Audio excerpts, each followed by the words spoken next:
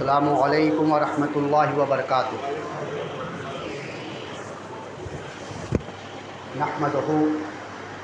نحمدہ ونصلی علی رسولہ الکریم، اما بعد فاعوذ باللہ من الشیطان الرجیم، بسم اللہ الرحمن الرحیم، وتوبوا الیہ جمیعا ایھا المؤمنون لعلکم تفلحون۔ صدق اللہ العلی العظیم وصدق رسولہ النبی الکریم، ونحن علی ذلک لمن الشاہدین والشاکرین، والحمد للہ رب العالمین۔ معزز و محترم سامعین، خطبہ مسنونہ کے بعد قرآن مجید فرقان حمید سے میں نے ایک آیت مبارکہ کی تلاوت کرنے کا شرف حاصل کیا۔ آئیے اس آیت پہ کچھ گفتہ شنید کرنے سے پہلے ہم سب مل کر آقا انعامدار، مدینہ تاجدار، احمد مختار محمد مصطفیٰ صلی اللہ علیہ وسلم کے بارگاہ کشقنہ میں درود پاک پڑھ لیں۔ صلی اللہ علیہ النبی الامی وآلہ صلی اللہ علیہ وسلم، صلاۃ و سلام علیک یا رسول اللہ صلی اللہ علیہ وسلم۔ اللہ رب العزت کا لاکھ لاکھ شکر ہے کہ رب کائنات ہم سب کو جمعہ کی نماز کے لیے اس مسجد میں جمع فرمایا۔ تمام تعریف و توصیف، حمد و ثنا رب کائنات کے لیے، اور درود و سلام پیارے آقا رحمت العالمین صلی اللہ علیہ وسلم پر۔ چونکہ رمضان المبارک کا مہینہ بالکل قریب ہے، اور جو مہینہ رواں دواں ہے جس پہ ہم چل رہے ہیں، شعبان المعظم کا مہینہ ہے، جو واقعہ میں لے کر چل رہا تھا انبیاء کرام کا۔ انشاءاللہ تبارک و تعالی رمضان المبارک کے بعد وہ تمام واقعہ سماعت فرمائیں گے۔ ابھی بہتر و مناسب میں یہ سمجھا کہ رمضان شریف آنے والا ہے، تو کیوں نہ ہم کچھ مسئلوں مسائل پر گفتگو کریں اور مہینے کے اوپر گفتگو کیا جائے کہ یہ شعبان المعظم کا مہینہ کیا ہے، رمضان المبارک کا مہینہ کیا ہے۔ تو آقا علیہ الصلوۃ والسلام اس مہینے کے بارے میں ارشاد فرماتے ہیں، الشعبان شہری، شعبان میرا مہینہ ہے، شعبان میرا مہینہ ہے۔ اب جس مہینے کو آقا علیہ الصلوۃ والسلام نے اپنا مہینہ کہے تو اس مہینے کا مرتبہ اور توقیر و تعظیم کا کیا کہنا۔ جب رجب المرجب کا چاند نظر آتا تو آقا علیہ الصلوۃ والسلام فرماتے، اللہم بارک لنا فی رجب و شعبان و بلغنا الی رمضان، یعنی اے میرے رب ہمیں برکت عطا فرما رجب اور شعبان کے مہینے میں، اور ہمیں رمضان تک پہنچا دے، یعنی رمضان سے پہلے موت عطا نہ فرما، رمضان کے مہینے ہمیں عطا کر دے۔ اس سے پتہ چلا کہ اللہ کے پیارے نبی علیہ الصلوۃ والسلام کے نزدیک یہ دو مہینے رجب المرجب جو گزر گیا اور شعبان المعظم جو چل رہا ہے، بہت ہی برکت والا مہینہ ہے یہ۔ اس لیے اللہ تبارک و تعالیٰ نے حضور اکرم صلی اللہ علیہ وسلم کی یہ دعا فرمائی تو ان کی برکت کے لیے رجب کے مہینے میں معراج کی رات عطا فرما دی۔ رجب کے مہینے میں کون سی رات عطا فرما دی؟ شب معراج۔ اس رات آقا علیہ الصلوۃ والسلام معراج میں گئے، رب کائنات سے ملاقات ہوئی، اور ہمارے لیے تحفے کے طور پہ نماز عطا کی گئی۔ آج شعبان کی برکت، اللہ کے پیارے نبی علیہ الصلوۃ والسلام نے رجب المرجب کے مہینے میں برکت مانگی اور شعبان کے مہینے میں برکت مانگی۔ تو شعبان کے مہینے میں برکت مانگنے کی وجہ سے اللہ تبارک و تعالیٰ نے اس مہینے ہمیں شب برات عطا فرما دیا۔ شب برات یعنی گناہوں سے چھٹکارا پانے والی رات۔ میں نے اس آیت کریمہ کی تلاوت کرنے کا شرف حاصل کیا۔ رب فرماتا ہے، وَتُوبُوا عَلَيْهِ جَمِيعًا أَيُّهَا الْمُؤْمِنُونَ لَعَلَّكُمْ تُفْلِحُونَ۔ اے ایمان والو، اکٹھا ہو کر، جمع ہو کر توبہ کرو رب کی بارگاہ میں تاکہ تم کامیاب ہو جاؤ۔ اور یہ مہینہ توبہ کرنے کا مہینہ ہے، رو رو کر، گڑ گڑا کر رب سے مانگنے کا مہینہ ہے۔ حضرت عائشہ صدیقہ رضی اللہ تعالی عنہا ارشاد فرماتی ہے کہ میں نے آقا علیہ الصلوۃ والسلام کو اور مہینوں سے زیادہ، سب سے زیادہ جو روزہ رکھتے ہوئے دیکھا وہ شعبان المعظم کے مہینے کا ہی روزہ تھا کہ آقا علیہ الصلوۃ والسلام جب روزہ رکھتے تو ایسا ہوتا کہ اب افطار نہیں کریں گے، بالکل 28 29 तक रोज़ा रखते रहते, लगातार रोज़ा रखते, और ख़ुद फरमाती हैं कि हम लोग भी यानी अज़वाज मोहतरात भी अपने क़ज़ा रोज़े जो होती थी वो शबानुल मुअज़्ज़म के महीने में रखा करते थे। शबानुल मुअज़्ज़म के महीने में हम क़ज़ा रोज़े, जो रमज़ान में कुछ औरतों के प्रॉब्लम की वजह से क़ज़ा हो जाती थी, जो रमज़ान के महीने के रोज़े, वो रोज़े हम शबानुल मुअज़्ज़म के महीने में रखा करते थे। ये शबानुल मुअज़्ज़म का महीना बहुत ही बरकत वाला महीना है। जिस महीने को आका अलैहिस्सलाम ने अपना महीना कहा, वो महीना क्या कहना, इस महीने में वो आयत नाजिल हुई जिसे हम सलाम के बाद भी पढ़ते हैं, सलाम से पहले भी पढ़ते हैं, दुआ के बाद पढ़ते हैं, दुआ से पहले भी पढ़ते हैं। बहुत मशहूर व मारूफ वो आयत नाज़िल हुई है इस शबानुल मुअज़्ज़म के महीने में। वो क्या है? इन्नल्लाह व मलाइकतुहु युसल्लूना अलन नबी या अय्युहल्लज़ीना आमनू सल्लू अलैहि व सल्लिमू तस्लीमा। ये आयत करीमा, ये आयत जो है आका अलैहिस्सलाम के ऊपर जो दुरूद पढ़ने का हुक्म मिला है हमें, अल्लाह तबारक व तआला खुद फरमाता है, मैं और मेरे फरिश्ते नबी पर दुरूद भेजते हैं। ए ईमान वालो, तुम भी खूब खूब दुरूद भेजो अपने नबी पर। तो ये आयत जो नबी पर दुरूद भेजने का हुक्म हमें मिला है, ये इसी शबानुल मुअज़्ज़म के महीने में ये आयत नाज़िल हुई है।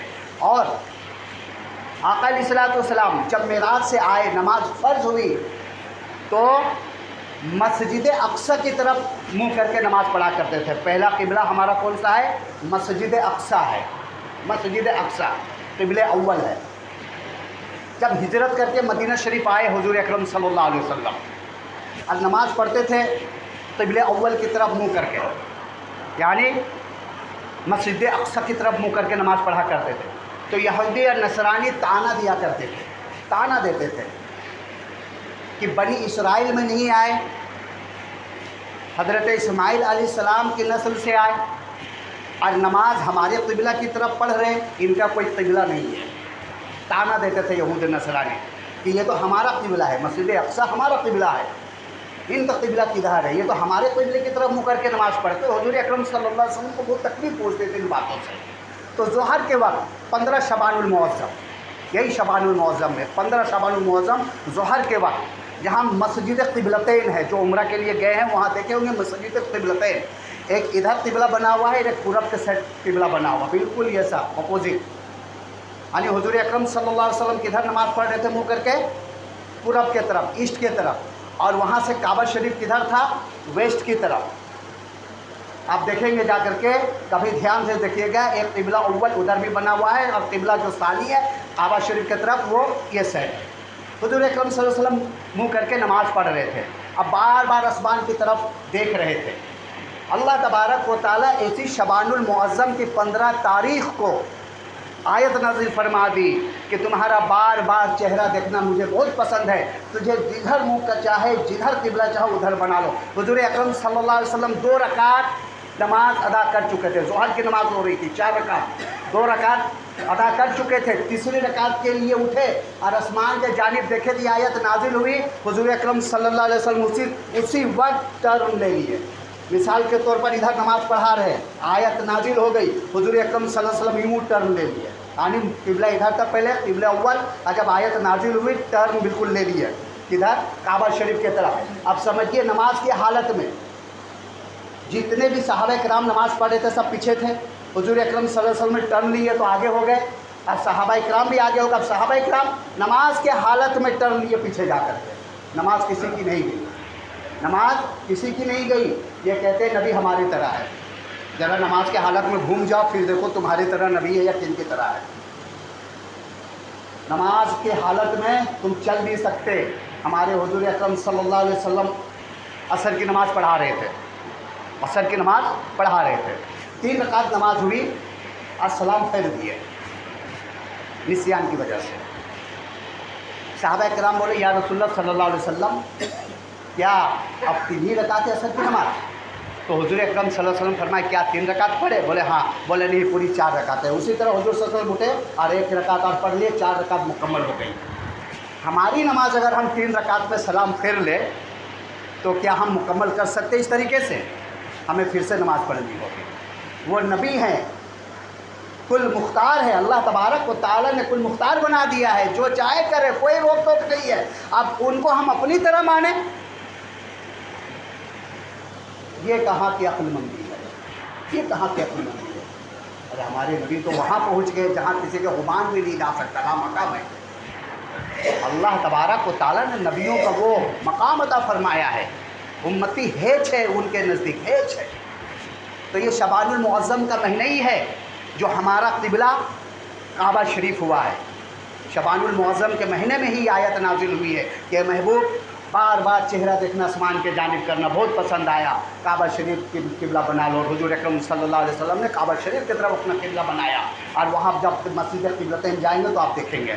تو یہ مہینہ جب رجب المرجب کا مہینہ آتا تھا تو صحابہ اکرام رضی اللہ تعالیٰ عنہ اپنے کاروبار ختم کر دیتے تھے، سمٹ دیتے تھے، بہت کم کاروبار کیا کرتے تھے اور حساب و کتاب میں لگ جاتے تھے، زکوٰۃ نکالنے کے حساب و کتاب۔ جب شعبان کا مہینہ آتا تھا پورے جتنے ان کا کاروبار کا سامان ہوتا تھا سب کا حساب و کتاب کرنا چالو کر دیتے تھے، اور رمضان آتے آتے پوری طریقے سے کاروبار بند کر دیتے تھے اور رمضان کا انتظار کرتے تھے۔ حضور اکرم صلی اللہ علیہ وسلم خود فرماتے کہ رمضان کے مہینے کا انتظار کرو، رمضان کے آنے کا انتظار کرو۔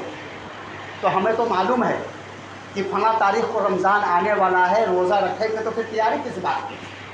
معلوم ہے نا بھائی۔ تو حضور اکرم صلی اللہ علیہ وسلم نے تیار ہونے یا تیاری اس کے انتظار کرنے کا بلائے کہ انتظار کرو۔ اب آپ سمجھیے آپ کا کوئی اپنا رشتہ دار، دوست، احباب، بیٹا، باپ دور دراز میں رہتا ہو اور آپ کے پاس میسیج بھیج دیا کہ فلاں تاریخ کو میں آنے والا ہوں، وہ میسیج تو بھیج دیا فلاں تاریخ کو آنے والا ہوں، لیکن اس تاریخ کو بار بار ہم انتظار کرتے ہیں کب وہ تاریخ آئے، کب وہ تاریخ آئے، اور جب وہ تاریخ آ جاتی ہے تو ہم گھنٹے کے انتظار کرتے ہیں کہ 2 بج گئے ابھی تک نہیں، 4 بج گئے ابھی تک نہیں۔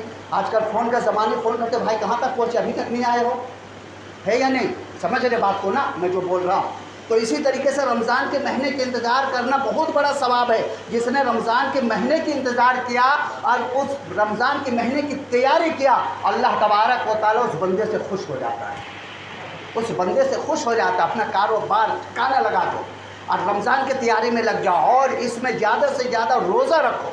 ہمارے آقا علیہ الصلوۃ والسلام زیادہ سے زیادہ روزہ رکھتے تھے۔ یوم البیض ہر مہینہ آتا ہے، یوم البیض جس میں حضور اکرم صلی اللہ علیہ وسلم ہر مہینہ روزہ رکھتے تھے۔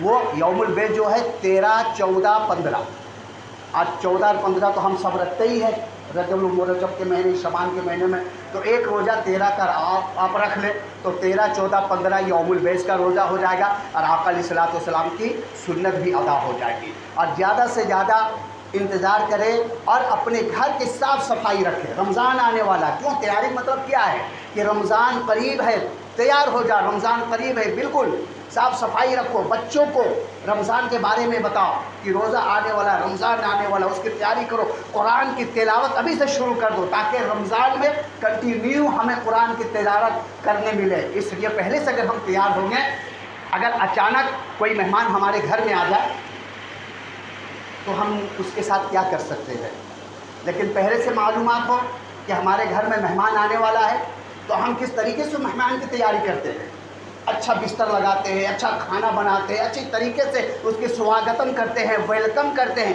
اور اگر اچانک آ جائے تو ہم اس طریقے سے اس کا سواگتم، ویلکم، خوش آمدید نہیں کر سکتے اپنے مہمان کو، لیکن اگر ہم جانکاری کے ساتھ کہ ہمارے گھر میں اتنی تاریخ کو مہمان آنے والا ہے تو ہم پہلے سے بالکل تیار رہیں گے اس کی خیر مقدم کے لیے۔ تو آپ کو معلوم ہے کہ رمضان مبارک کا مہینہ اب آنے والا ہے، اب ہمیں چاہیے کہ بھرپور تیاری کرنی چاہیے، بھرپور۔ غریبوں کی مدد کریں، یتیموں کی مدد کریں، جن بیچارے کے پاس افطاری کرنے کا ذریعہ نہیں ہے، دیتے ہیں لوگ لیکن آخری رمضان میں، فائدہ کیا؟ آخری رمضان میں دیتے ہیں، کپڑا بھی دیتے ہیں، کھانا بھی دیتے ہیں، سب کچھ دیتے ہیں، آخری رمضان میں فائدہ کریں، پہلے دو۔ آپ جن کو جانتے ہیں کہ جن کے گھر میں رمضان کرنے کے لیے، رمضان کا اہتمام کرنے کے لیے کوئی ذریعہ نہیں ہے تو آپ ان کے گھر کی مدد کیجیے۔ وقت نہیں ہے ورنہ انشاءاللہ ایک واقعہ آپ کو بتاتا ہے۔ حضرت ایک بہت ہی غریب انسان تھا، مزدوری کیا کرتا تھا، بہت دنوں سے اسے مزدوری نہیں ملی تھی، ان کے 3-4 بچے بھوک سے 4-5 دن سے بالکل پریشان تھے۔ ایک دن اتفاق سے کسی انسان نے اس کو مزدوری کے لیے لے گیا، بولا اینٹ اٹھا کر رکھ دو، کچھ پیسے دیے، اس سے اس نے 2 روٹی خریدی۔ 2 روٹی خریدنے کے بعد اپنے گھر کے جانب خوشی خوشی جانے لگا کہ آج میں اپنے بچوں کو حلق میں کچھ ڈالوں گا کہ اچانک کیا دیکھا، سڑک کے کنارے ایک عورت بیٹھی ہوئی ہے اور اس کے ساتھ 2 بچے ہیں جو بھوک سے بیتاب ہیں۔ اس نے وہ اپنی روٹی اسے دے دیا، گھر کے جانب جانے لگا کہ اللہ تبارک و تعالیٰ ہے انتظام کرے گا۔ جب اپنے گھر میں پہنچا گاؤں بستی میں تو کسی نے آواز دے رہا تھا ابو القاسم کا بیٹا کون ہے، ابو القاسم کا بیٹا کون ہے؟ اس نے آگے بڑھا، بولا نہیں وہ ابو القاسم کا بیٹا۔ وہ شخص بولا کہ تمہارے ابا نے 30,000 درہم مجھے قرض کے طور پہ دیا تھا، میں کب سے تلاش کر رہا ہوں، یہ آپ کی امانت ہے، لو۔ المختصر کہ وہ بہت امیر آدمی ہو گیا اور خراج زکوٰۃ دینے لگا۔ چند دن گزرنے کے بعد وہ بیمار ہوا، بالکل مرد قریب ہو گیا، موت کے قریب سویا۔ خواب میں کیا دیکھا کہ قیامت برپا ہے، قیامت برپا ہے اور اعمال تولے جا رہے ہیں، تو ان کے اعمال گناہ زیادہ ہے اور نیکی کم ہے۔ یہ پریشان ہو گیا کہ میں مالدار ہوا تو زکوٰۃ فطرہ سب دیا، ہر چیز، پھر میرے اعمال اتنے کم کیوں ہیں، میرے ترازو میں اتنی نیکیاں کم کیوں ہے؟ تو ایک فرشتہ آیا ادھر سے، 2 روٹی ڈالا اس میں، تو اس کے پلہ بھاری ہو گیا اعمال والا، نیکی والا۔ یہ خوش ہوا اور جب اٹھا تو اپنے پیر و مرشد کے پاس گیا، پورا واقعہ بتایا۔ ان کے پیر و مرشد نے کہا کہ جو تم مالداری ہونے کے بعد جو تم زکوٰۃ اور جو غریبوں کی مدد کیا، اس میں تیرا یہ تھا کہ اس کا بدلہ ثواب ملے گا، اور وہ جو روٹی پوری کائنات میں اس 2 روٹی کے علاوہ تمہارے پاس کچھ بھی نہیں تھا، جو تم نے وہ غریب عورت کی مدد کی تھی، اللہ کے لیے مدد کی تھی، کسی لالچ کے لیے نہیں، اس لیے تمام اعمال میں وہ 2 روٹی کا عمل سب سے بھاری ہوا۔ تو اس سے سبق ملتا ہمیں کہ اللہ تبارک و تعالیٰ اس چیز کو زیادہ پسند کرتا ہے جو ہمارے لیے زیادہ محبوب ہو۔ اللہ تبارک و تعالیٰ ہم سب کو زیادہ سے زیادہ غریبوں کی مدد کرنے کی توفیق و رفیق عطا فرمائے، اور رمضان المبارک کے مہینہ آنے والا ہے، اس کی تیاری کریں۔ انشاءاللہ اگلے جمعہ کچھ مسئلوں و مسائل میں بات ہوگی۔ وآخر دعوانا والحمدللہ رب العالمین۔ آپ سبھی لوگ اچھے سے کھڑے ہو جائیں، میدان والے بھی اندر والے سبھی لوگ کھڑے ہو کے اچھے سے سبھی درست کر لیں۔ ہاں